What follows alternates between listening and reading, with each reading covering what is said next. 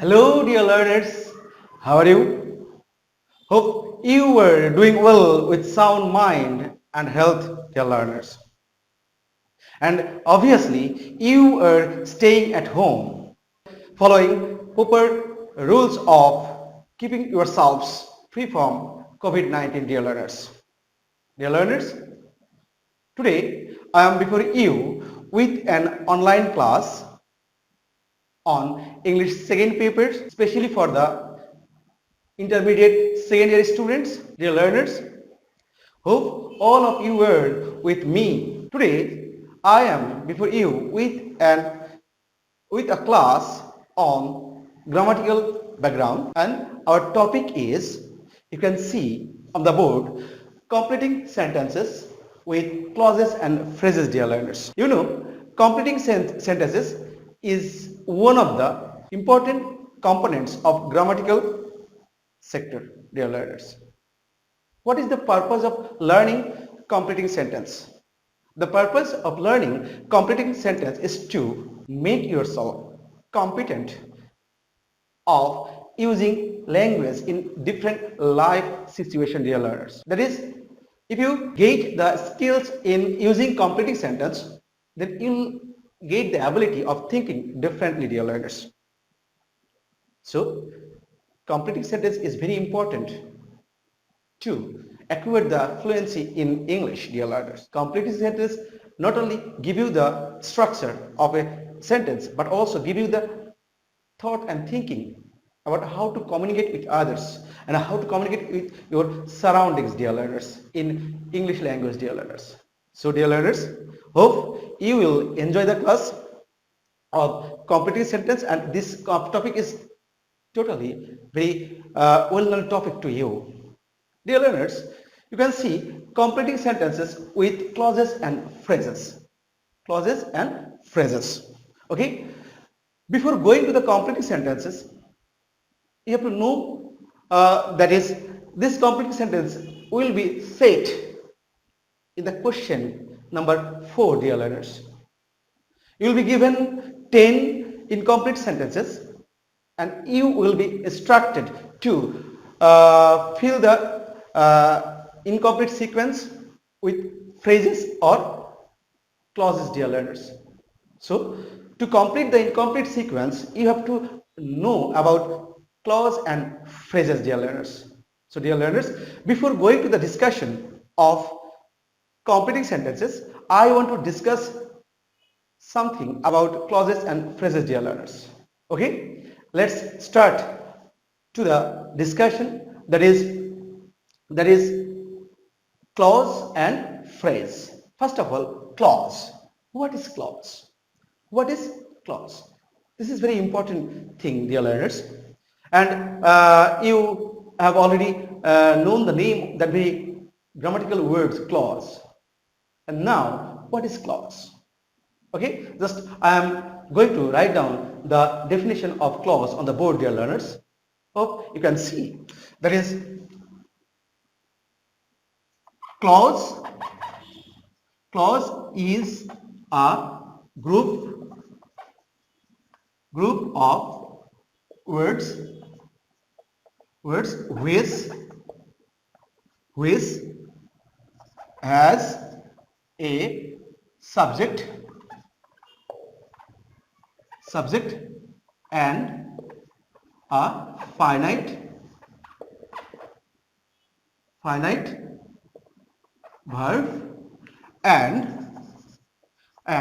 with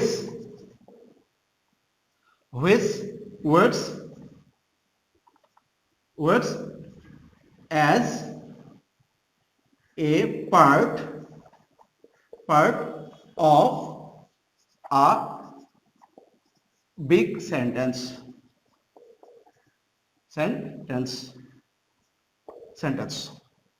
You can see, dear learners, I have written a definition of clause. That is, clause is a group of words which has a subject, and a finite verb, and which works as a part of a big sentence, dear learners. This is the fact. The main topic is a subject and a finite verb. A subject and a finite verb. Okay, there are three kinds of clauses. Clauses. First one is principal clause. Principal clause. Two, subordinate clause. Net clause. And number three, you can see coordinate clause. Ordinate clause, dear learners. You can see on the board, that is, clause is a group of words which has a subject and a finite verb and which works as a part of a big sentence. There are three kinds of clause. First one is principal clause or independent clause. Second one is subordinate clause or dependent clause. And third one is coordinate clause. Okay, dear learners. That is just I want to define the principal, subordinate, and coordinate clause briefly. That is principal clause, the clause which can express its meaning without getting any help of other clauses. Then it is called principal clause, dear learners, or independent clause, without getting any help. Okay, and the clause which can express its meaning, which cannot express its meaning without getting help of principal clause, then it is called subordinate clause, dear learners. And last of all, coordinate clause. When two principal clauses are added with some coordinating conjunctions like and, but, or, otherwise. Okay, then this clause is called coordinate clause, dear learners. Now, just I am going to give an example of clauses, then you will be clear about this. That is, if you work hard, you can shine in life. Shine in life. Okay, dear learners, you can see here I have written two clauses.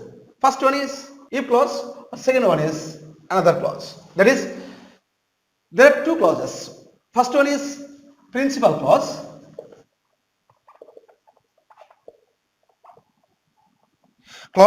and second one is subordinate clause. Subordinate clause. Principal clause and subordinate clause. That is, you can shine in life, principal clause, and if you work hard, this is subordinate clause, because if you work hard, it's totally dependent on the principal clause. If there is no principal clause, you can shine in life, the meaning of the subordinate clause will be not clear, dear learners. Hope you understand this topic, dear learners. Now, another example, Ronnie works hard, but he cannot be successful.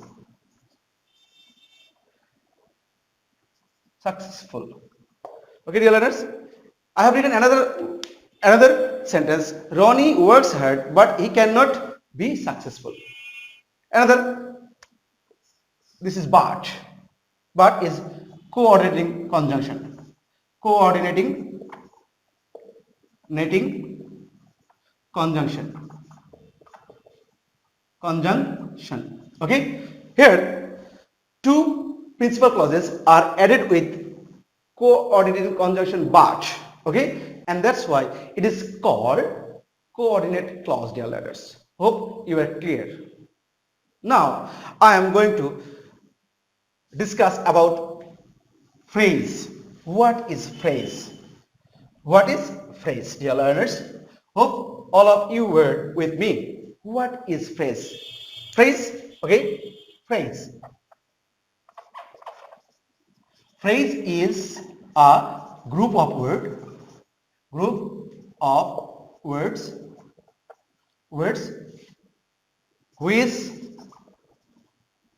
which has no subject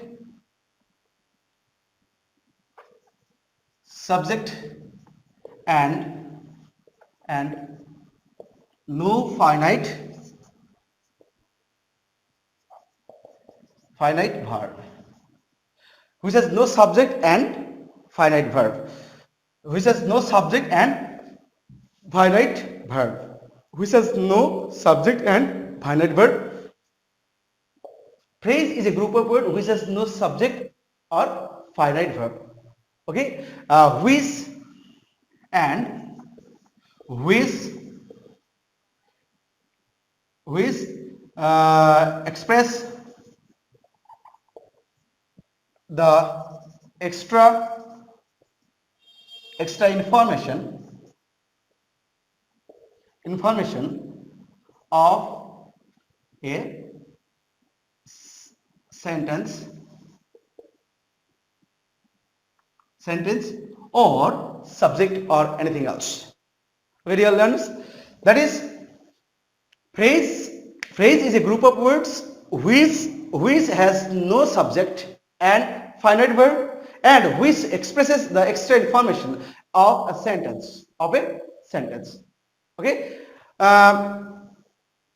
In this case, you have to know phrase and the difference between phrases and clauses is clause has subject and finite verb and phrase has no subject, no finite verb. This is the fact. But both are group of words, dear learners. Both are group of words. So you have to keep this difference in your mind so that you can use the phrases and clauses properly, dear learners. Okay, there are five kinds of phrases: noun phrase, adjective phrase, verb phrase, adverb phrase, and prepositional phrase, dear learners. That is, in this completing sentence, you have to know at first the clauses and phrases and what is the difference between them. And in transformation of sentence, in the chapter of transformation of sentence, you will get the ideas, overall ideas about the kinds of phrases and clauses in details, dear learners. Okay, for example, he is a good boy. Good boy. Okay, dear learners, a good boy. A good boy is a phrase in this sentence. Okay, a barking dog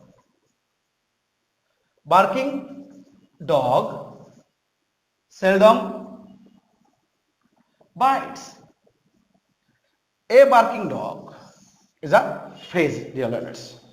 So you have to keep these differences in your mind so that you can easily differentiate between clauses and phrases, dear learners. Now I am going to the main topic. Our topic is completing sentence, dear learners. I have already said, that is, you will be given 10 incomplete sentences in your question and you will be instructed, that is, you have to complete the incomplete sentences with clauses and phrases. And now you have got the ideas about clauses and phrases, dear learners. Okay, now let's go to the formula of completing sentence, dear learners. First one is so that or in order that, dear learners. So that or in order that, both are same, dear learners. These are phrases. At the same time, they works in a sentence as the characters, dear learners. You have to keep these characters in your mind and you have to get the meaning of these characters clearly so that you can connect or you can complete the incomplete sequence, dear learners. Okay.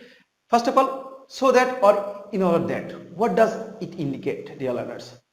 It indicates, that is, purpose, sorry, purpose or result or aim or target. Sorry, target, dear learners. So, so that or in other that indicates the purpose, result or target. Okay, these four are indicated in the characters of so that or in the in order that they are learners. Hope it is clear to you. Now I am going to the formula of so that and in order that they are learners. That is number one, present indefinite. That is I am using in means indefinite. Okay, that is present indefinite plus so that or in order that plus subject plus can or may plus V1. Here I am using V1 means present form of verb, dear learners. V2 means past form of verbs and V3 means past participle of verb, dear learners. So I am using here V1 plus extension. This is the first rule of using so that, dear learners. That is, if the first part of so that is in present tense, present indefinite, then it will be subject can or may plus V1 plus extension, dear learners. And if past indefinite plus so that or in order that plus subject plus could or might plus V1 plus extension.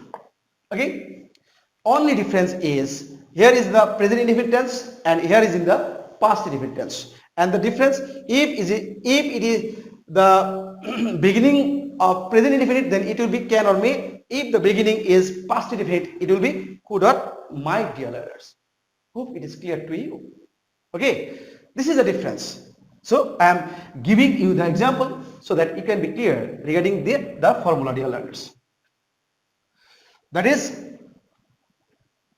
none can live without food. We eat food so that dot dot dot. You will be given the question like this. That is, you will be given a stem. On the basis of this stem, you have to complete this incomplete sentence, dear learners. Okay, so you should follow the stem properly. What does the stem is telling about to you? That is, or what the stem indicates. You have to keep it in mind, and on the basis of the meaning of the stem, you have to complete the incomplete sequence by following the rules of completing sentence, dear learners. That is, we eat food. We eat food. Here is the so that. Okay, you have to see that so that. Before so that there is present indefinite. Okay, so you have to use subject we. You make a can or may plus verb V1. Okay, you can use only verb and then you may use other part of extension, dear learners. It depends on you, dear learners. Okay, that is, if the present indefinite, then you have to use can or may plus V1 plus extension, dear learners. Okay, this is the example of so that or in order that, dear learners. Hope you are clear about this so that and in order that, dear learners. Now I am going to another rule. Hope it is clear to you. That is, it is high time. It is high time. Okay, it is high time. What is the meaning of it is high time? It is high time indicates the urgency of doing something. Urgency of doing, urgency of doing something, or perfect time to do something. To do something. Okay? It is high time indicates the meaning of it is high time is urgence of doing something or perfect time to do something, dear learners. Actually, the it is high time indicates the time of your work has already been gone, but still you have some time in your hand. If you start at this moment, then you will be able to complete this work. But if you do not start at this moment, then certainly you will not be able to complete this work in time, dear learners. This is the fact. This is the indication of it is high time, dear learners. Hope it is clear to you. Now, the formula of it is high time is it is high time. It is high time plus subject plus V2 plus extension. Number one. Number two, it is high time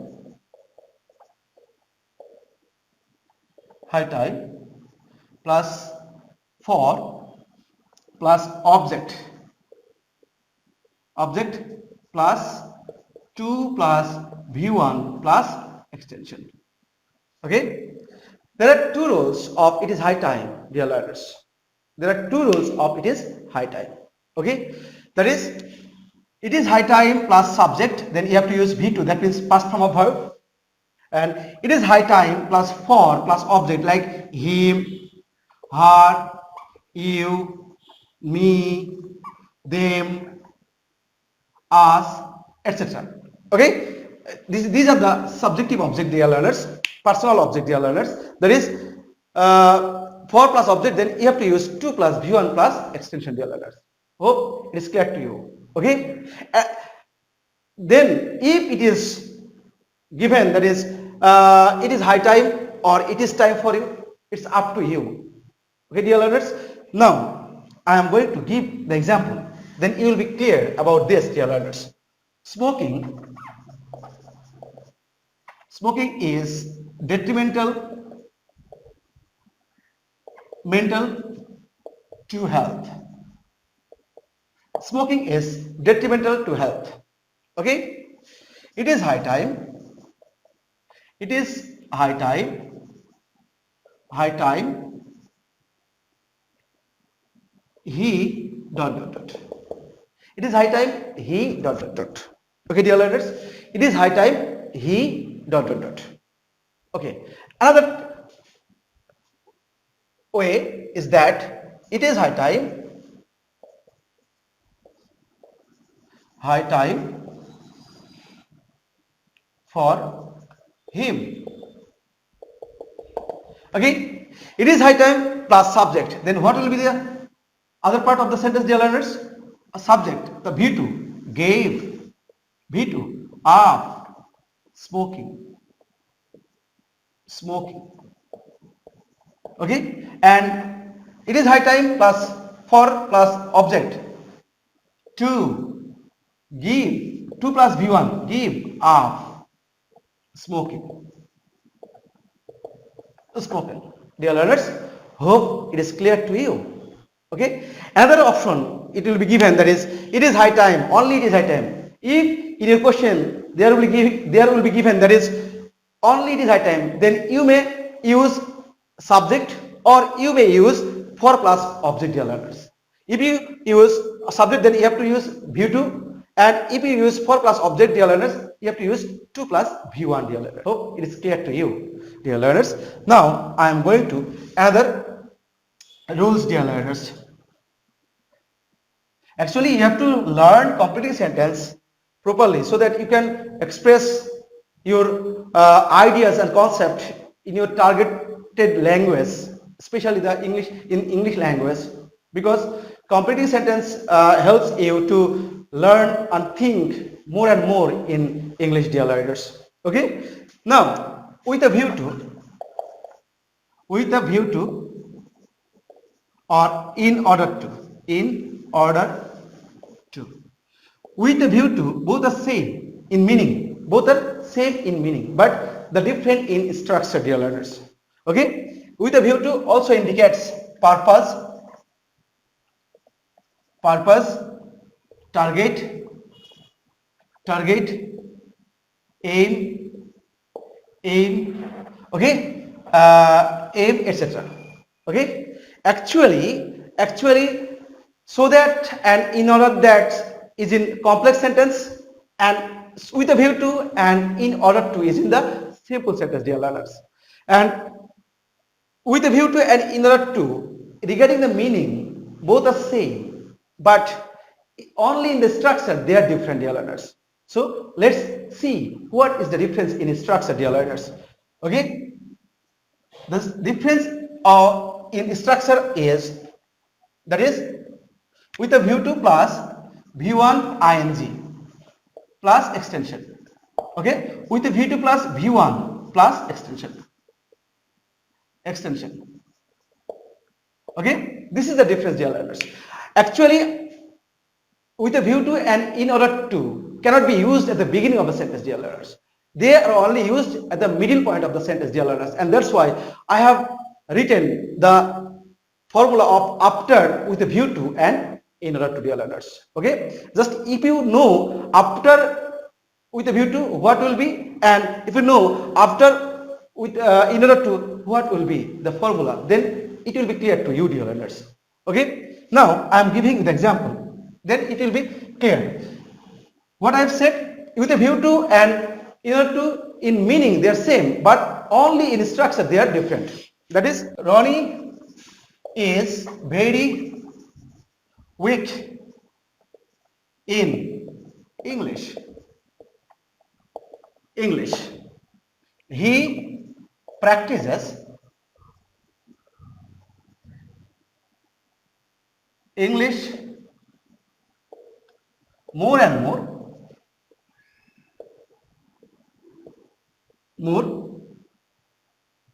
in order to, or with a view to, with a view to dot.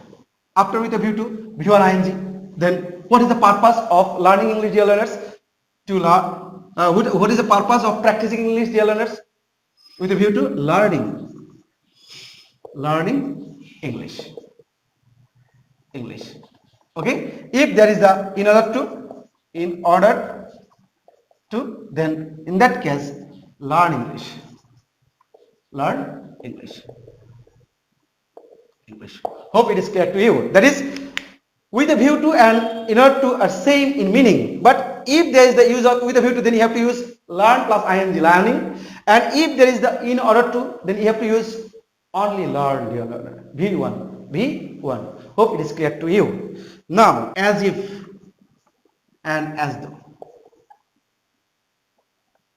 As if and as though. What does it indicate, dear learners? As if and as though indicates the impossible thing, dear learners, or indicates the what is not real, dear learners, or as if or as though indicates unreal things, dear learners. So the as if or as though, present indefinite plus as if or as though plus past indefinite. Okay, past indefinite plus as if or as though plus past perfect. Okay, dear learners, hope you have the ideas about what is the structure of present indefinite and what is the structure of past indefinite and what is the structure of past perfect, dear learners. Okay, that means if present indefinite is used before as if or as though, then it will be past indefinite after as if or as though. If past indefinite is used before as if or as though, then past perfect will be used after as if or as though, dear learners. This is the fact. There is the important information, that is, if you use here be verb, then you have to use only where in all the subjects like I, we, you, he, she, etc.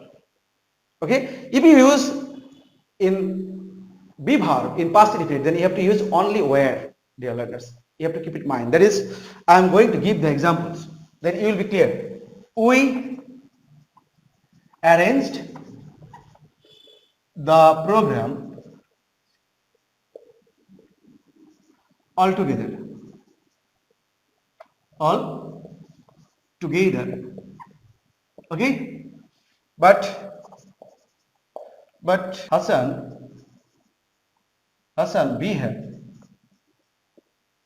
behaves as if. Dear learners, our stem is we arrange the program all together, but Hassan behaves as if, but Hassan behaves as if, then before as if there is a present indefinite tense.